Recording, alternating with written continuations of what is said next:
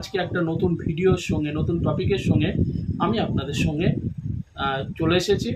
তো আজকে যে বিষয়টা নিয়ে আলোচনা করব সেটা হচ্ছে একজন সফল ট্রেডার হতে গেলে, লস থেকে বাঁচতে গেলে এবং ভালো প্রফিট কামাতে হলে কিভাবে কোন পদ্ধতি আছে সেগুলো আমরা একটু ডিটেলস আলোচনা করব। আর এই নিয়মগুলো যদি আপনারা সঠিকভাবে ফলো করেন তাহলে আশা করব যে আপনাদের লসের পরিমাণ কমে যাবে এবং লাভের পরিমাণ বেড়ে যাবে। একজন সফল ট্রেডার হতে হলে বা শেয়ার মার্কেটে কাজ করতে হলে অবশ্যই আপনাকে এই নিয়মগুলো মেনে চলতে হবে। তো চলুন শুরু করি আজকের ভিডিওটি। আর শুরু করার আগে একটা কথা বলতে চাই যে ভিডিওটা যদি ভালো লাগে অবশ্যই লাইক, কমেন্ট এবং শেয়ার করবেন। চ্যানেলে যারা নতুন আছেন তারা অবশ্যই সাবস্ক্রাইব করবেন। তো চলুন ভিডিওটা শুরু করি।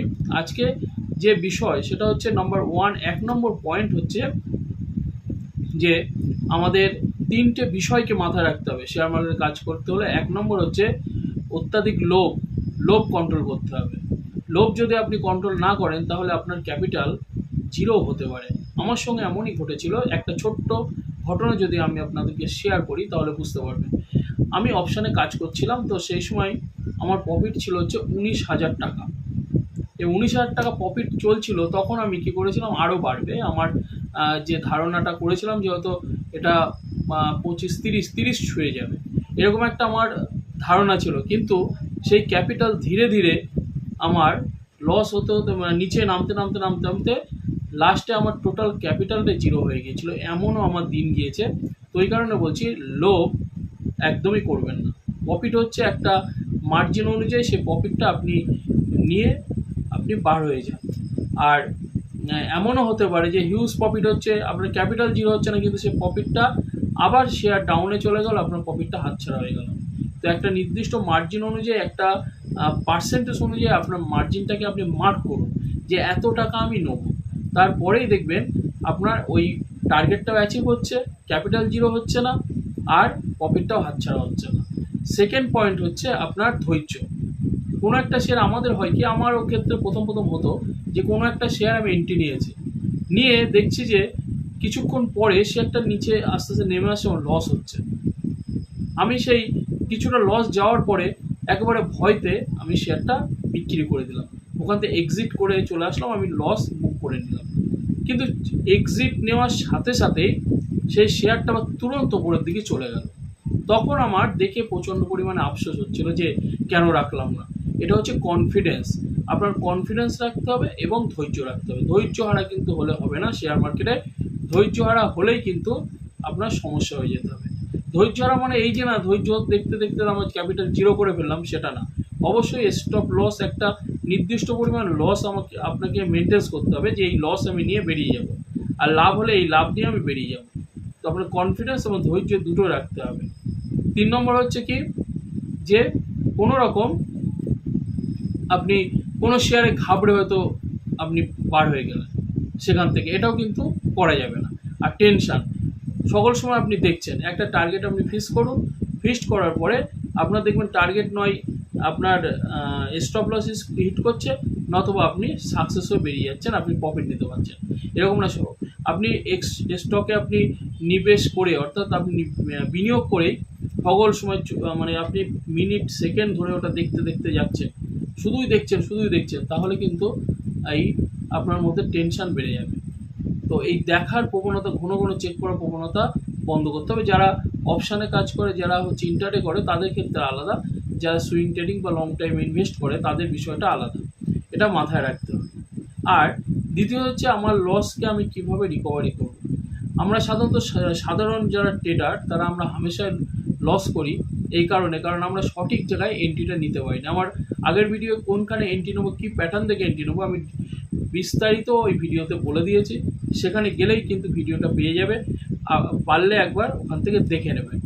আর এটা আমি বলি যে একটা সময় আপনি যখন ট্রেডে যাচ্ছেন, এন্ট্রি নিচ্ছেন, কীভাবে এন্ট্রি, একটা শেয়ার একেবারে দ্রুত গতিতে বাড়তে পড়ে যাচ্ছেন, আপনি তখন কী হচ্ছেন, ওই আপ ট্রেন্ডে গিয়ে ধরার চেষ্টা করছেন।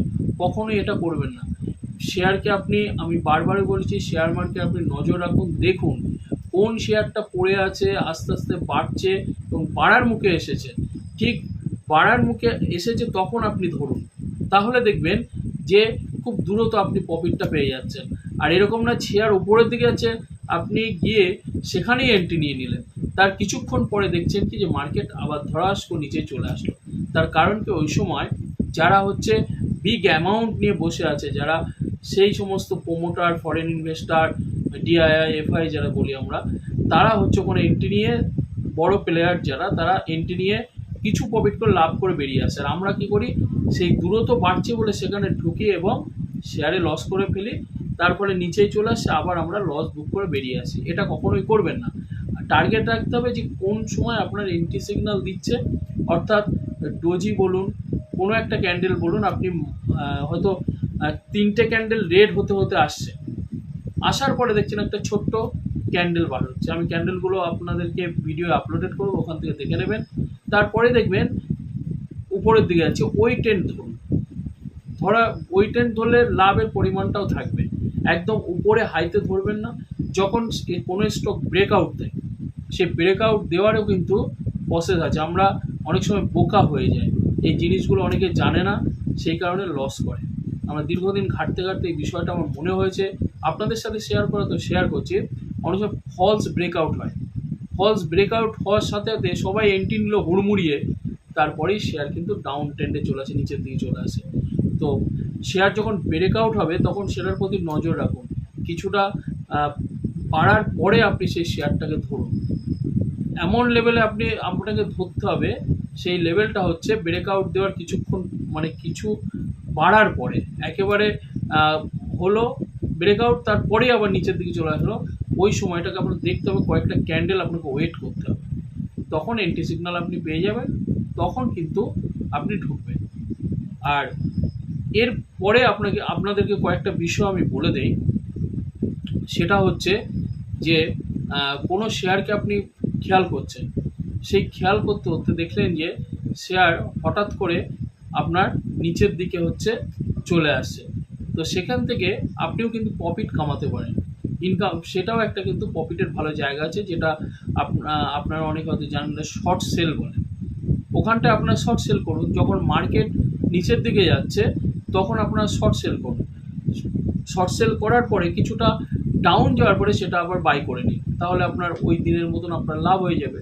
তো শর্ট সেল করে আমরা মার্কেট যে নিচে যাওয়া মানে আমরা যে ইনকাম করতে পারবো না, এটা কিন্তু না। মার্কেট নিচেই গেলেও ইনকাম হয়, উপরে গেলেও ইনকাম হয়।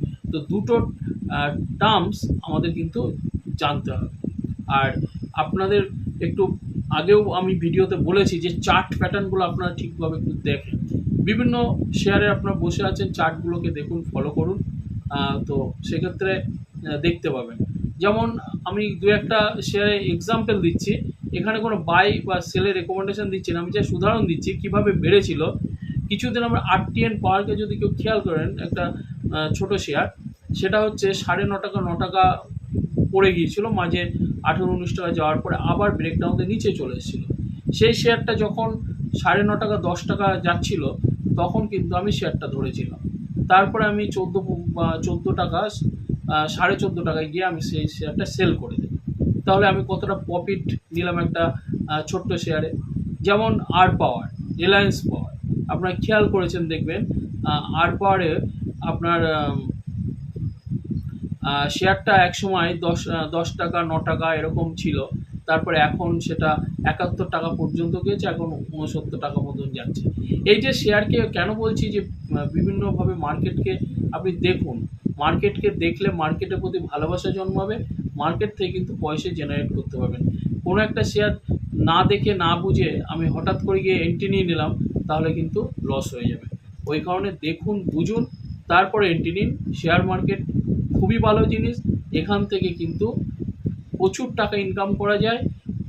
আপনি যেভাবে চাইবেন সেভাবে ইনকাম করতে পারবেন। একজন পার্ট টাইম হিসাবে ইনকাম করতে পারেন, ফুল টাইম ট্রেডার হতে পারেন, সমস্ত কিছু এখান থেকে কিন্তু ইনকাম করতে পারেন। তো দেখা হচ্ছে পরের ভিডিওয়, আবার নতুন একটা স্ট্র্যাটেজি নিয়ে আমি আপনাদের সামনে আসব। যেতে যেতে বলি, যদি ভিডিও ভালো লাগে অবশ্যই লাইক, কমেন্ট, শেয়ার করবেন এবং চ্যানেলটি সাবস্ক্রাইব করে রাখুন। বিভিন্ন ভিডিও আপনারা পেয়ে যাবেন এবং পাশে বেল আইকনটি প্রেস করে রাখবেন, নতুন ভিডিও আপলোড হলে যাতে আপনার নোটিফিকেশান চলে যায়।